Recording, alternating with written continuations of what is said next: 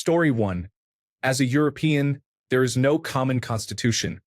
The law varies significantly by country. Spain still has non-governmental organizations dedicated to the memory of dictator Franco, which have not been made illegal, while Germany takes that matter more seriously. In any case, political parties are not the unmovable giants they are in the United States. My country has about 8 parties that are currently relevant, and they come and go over the years. One leaving the political scene isn't a big deal. You don't have a single right. You might have Christians who are conservative but pro-refugee, then capitalist liberals who advocate for limited government and social freedom, and nationalist parties that are isolationist but unconcerned about corporations. The same applies to the left, as well as some transversal or single-issue parties like the Greens. Story 2. Shouldn't all parties, politicians, and individuals be shut down if they violate the Constitution? The Constitution is a series of laws. People who break laws are supposed to go to jail, or organizations that do so should be shut down. Story 3. I believe any political party should be shut down if it violates the Constitution. However, it is also important for the Constitution to be sound and not permit the shutdown of a party simply because it disagrees with general views and beliefs. Story 4. Europe is not a country. I believe you are specifically referring to Germany with this statement. Story 5. Interesting phrasing of the question. I assume far-left parties can be shut down if they violate the Constitution? Story 6. I don't know of a single country with a special law against far-right political movements. It is quite common worldwide for all political parties to be shut down if they agitate against their country and its constitution. In reality, in most cases, far-left parties have been targeted in this manner. Story 7. Could you link to the European Constitution? People who break the law get punished. Story 8. Yet everyone seems to conveniently forget what it was like to live in a hard-left communist state after World War II. Story 9. Is this discussion just going to be thinly veiled self-congratulatory banter from now on? Did you genuinely come up with this idea out of nowhere? Please identify your targets next time. Story 10. Sounds about right. You need to have a way to deal with people who blatantly disregard a foundational document.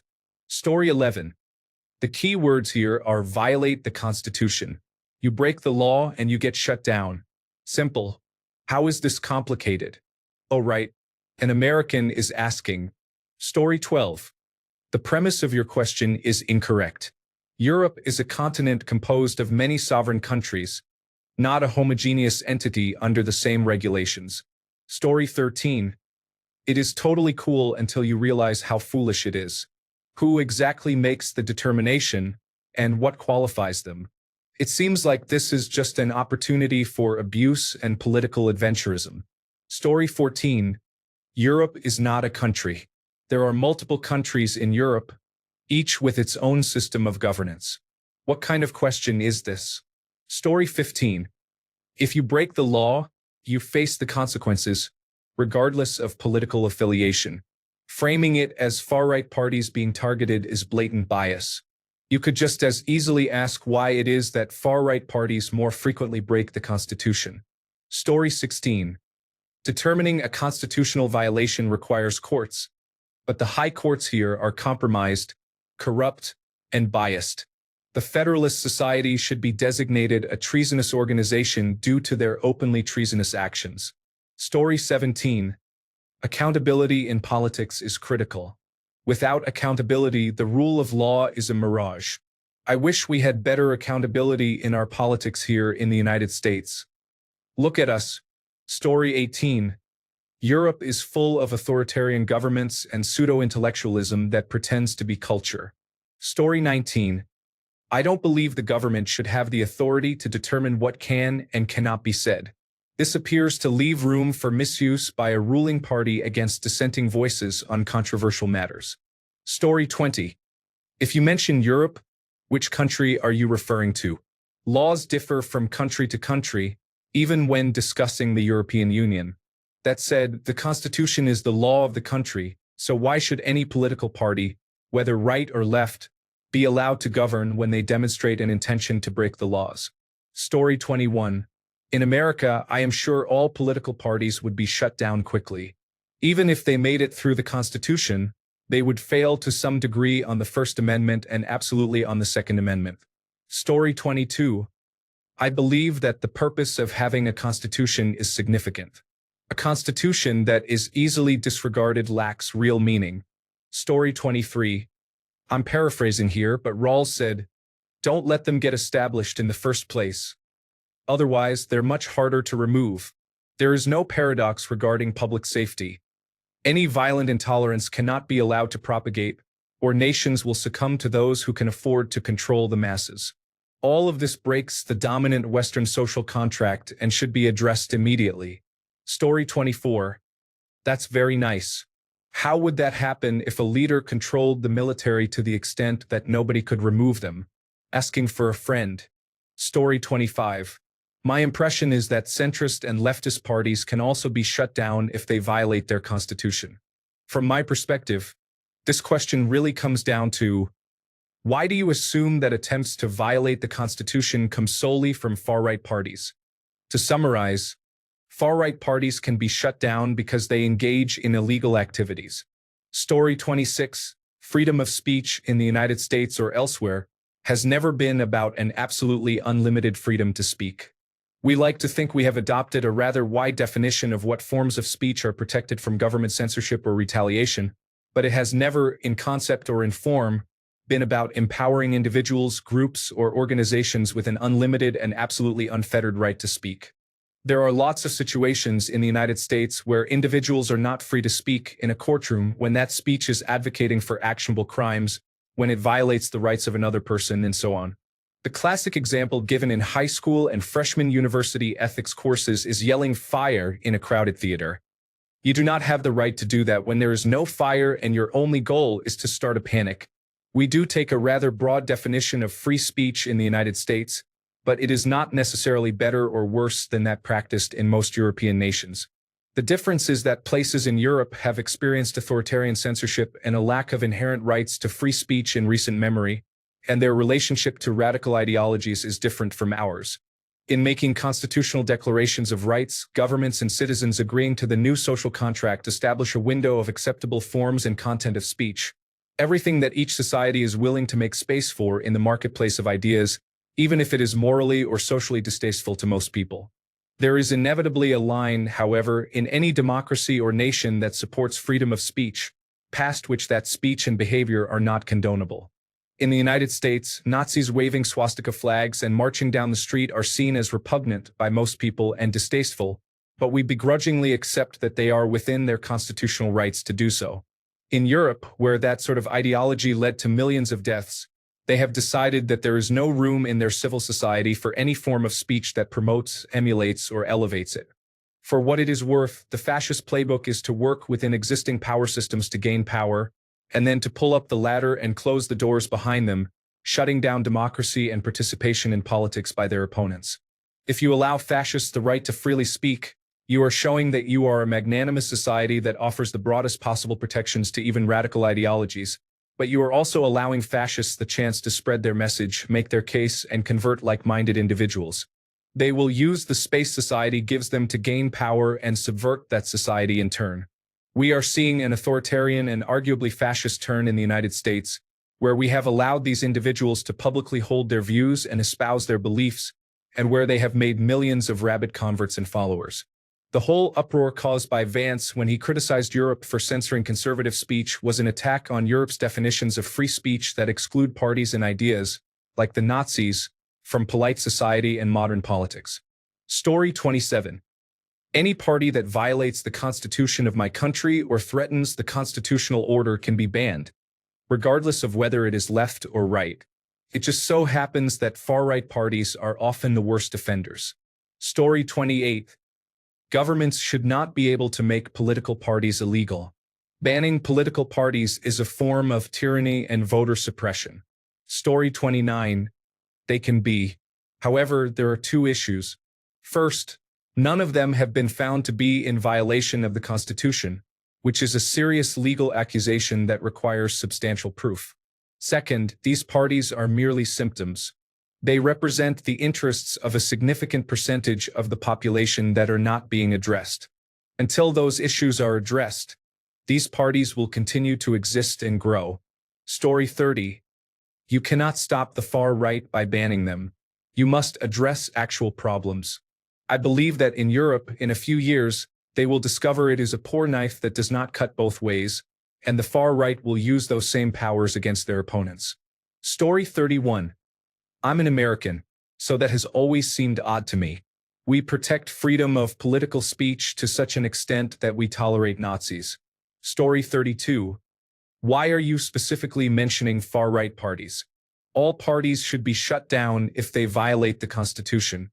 Story 33. I wish we could do the same here. Unfortunately, cancer has taken control of the nervous system, and now it is an uphill and painful fight that may ultimately lead to the death of the host. Story 34.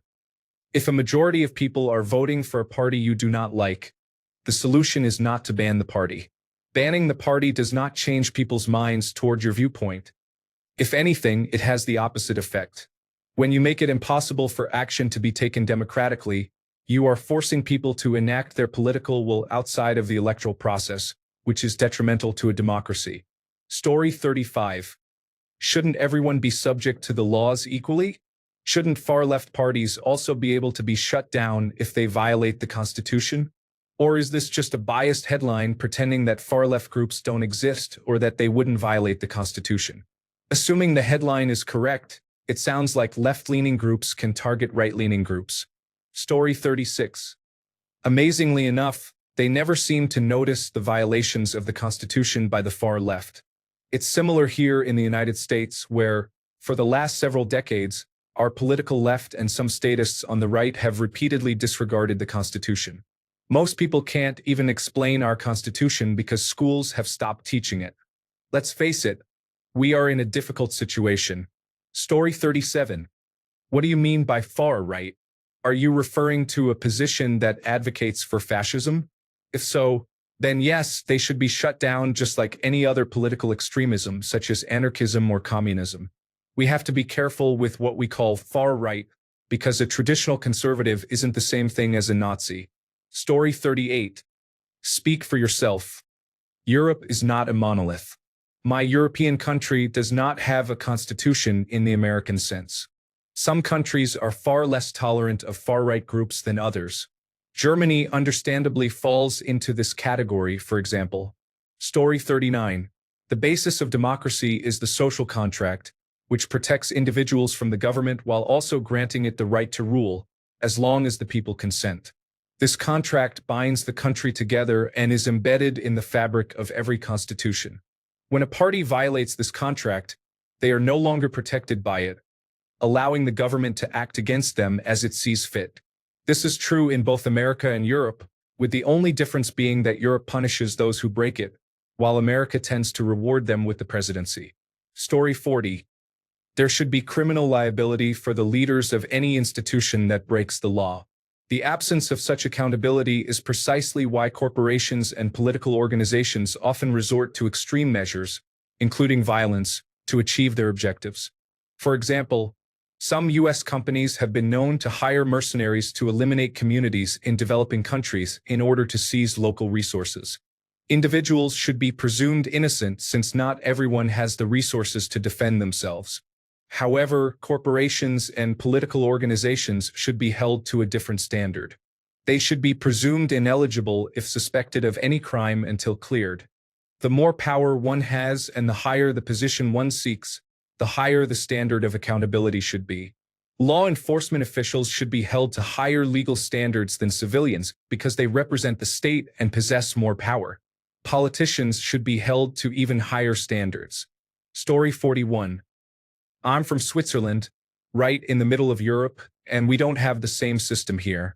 We don't even have a Supreme Court that would decide constitutional matters because, in direct democracy, the citizens always have the last word in voting. It is never just the parliament. We don't have political extremism here, as everyone has a voice. Everyone can vote on topics, and far-right parties like the Swiss Democrats and the Party of Nationally Oriented Swiss do not receive any votes in elections or voting on issues. They play no significant role, as they are below 1%. So we are safe for now. I can say that, in the end, if it came to a ban on a party, I, as a citizen, want to have the last word, not a court or the parliament. I want to decide if a ban should be enacted. I don't trust politicians or judges. I only trust my fellow Swiss citizens and go with what they decide. If they choose to ban a party, I would accept it even if I disagree, but it would take a lot for me to support such a proposal. In general, when we look at countries like Germany, it resembles the tolerance paradox. The requirements to ban a party are so strict because the Nazis banned all the other parties. This has allowed the new far right to gain from this situation, which is quite strange and bizarre. However, if the far right were to regain power, it is better to have strong requirements and independent courts to prevent worse outcomes. Thus, it is a double-edged sword, where the situation can be good or bad depending on the context. Story 42. It is not only far-right parties. In Germany, all parties that violate the constitution can be banned. Germany has banned 2 parties in its history. 1. The Kommunistische Partei Deutschland, KPD, the Communist Party of Germany. The Sozialistische Reichspartei, SRP, the Socialist Reich Party, an openly neo-Nazi party.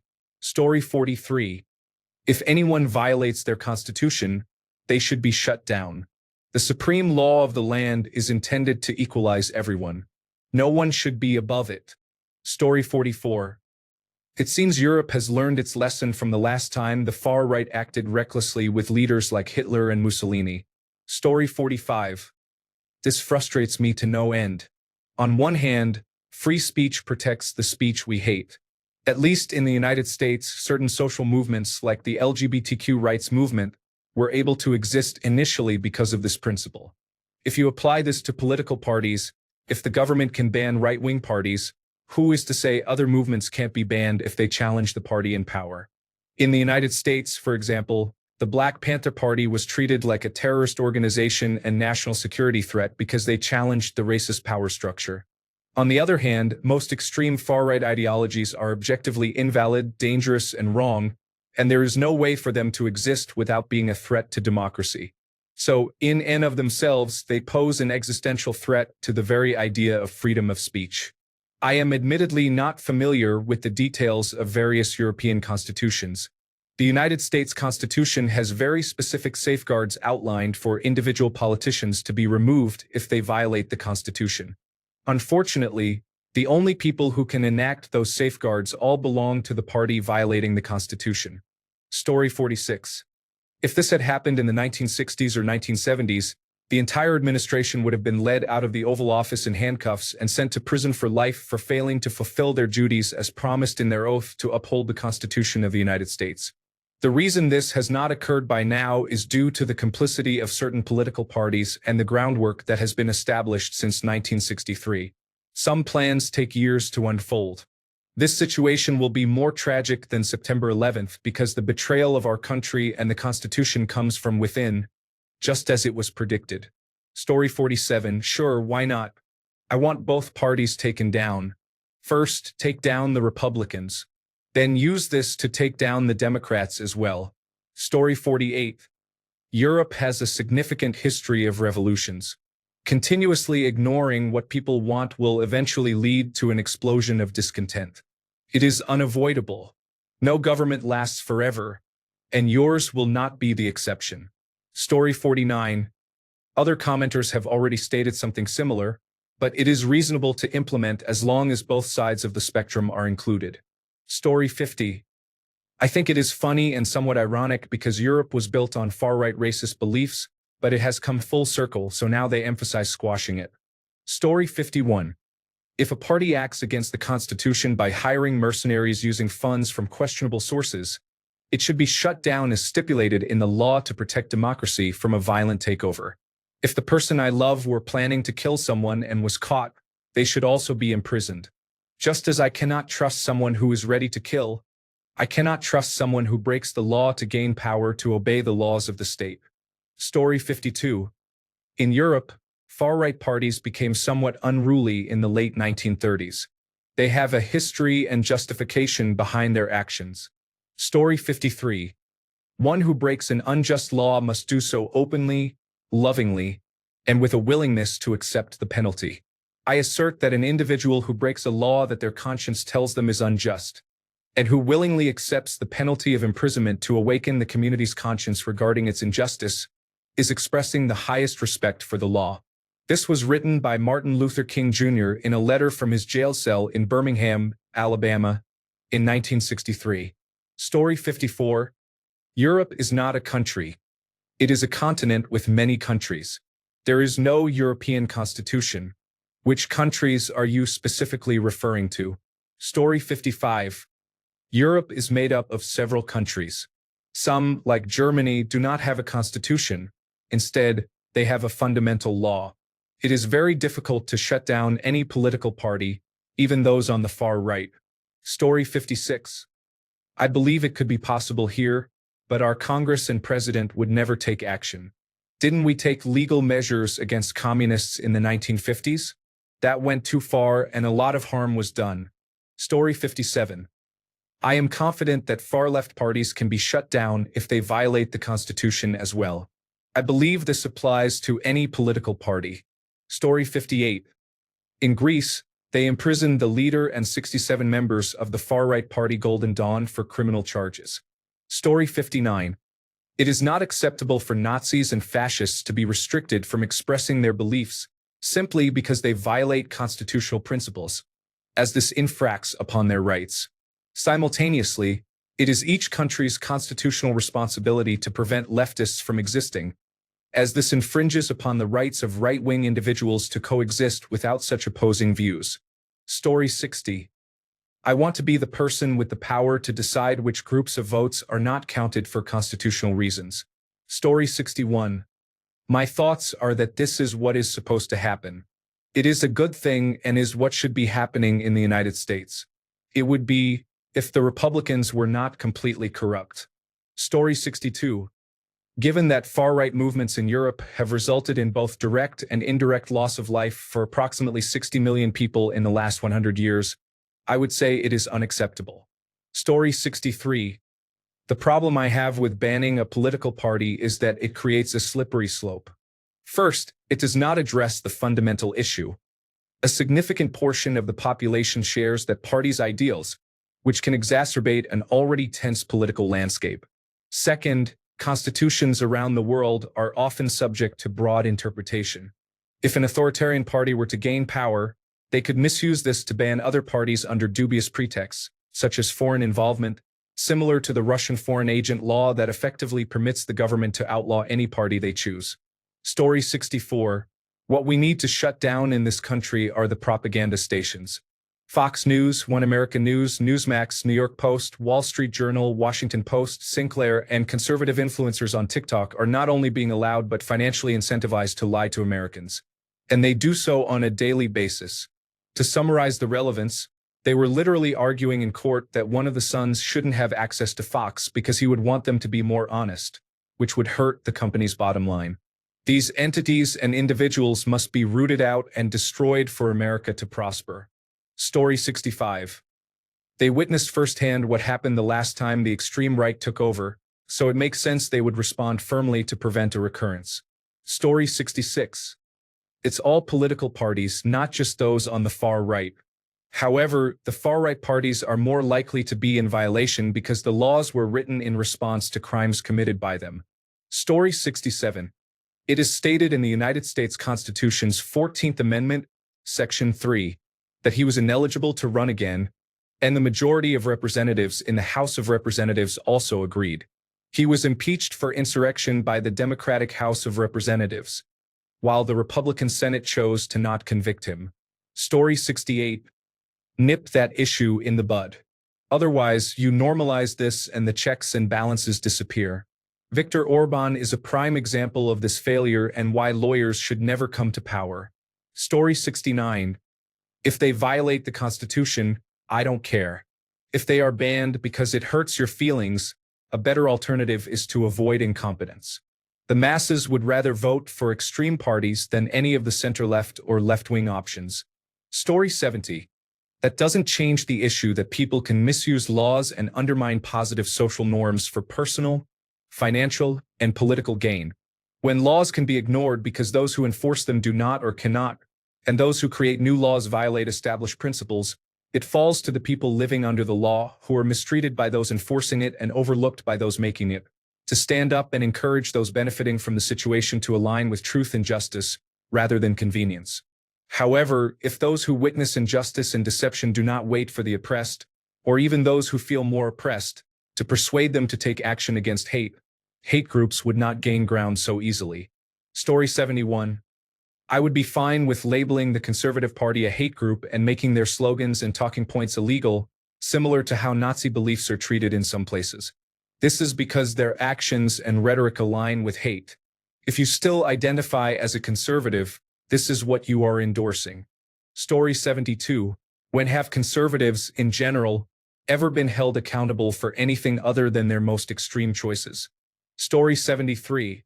The problem in the United States is who decides what a violation of the Constitution is. A Supreme Court dominated by one party is an issue. Story 74. Here in America, far-right parties can attempt to overthrow the government and fail without suffering any consequences.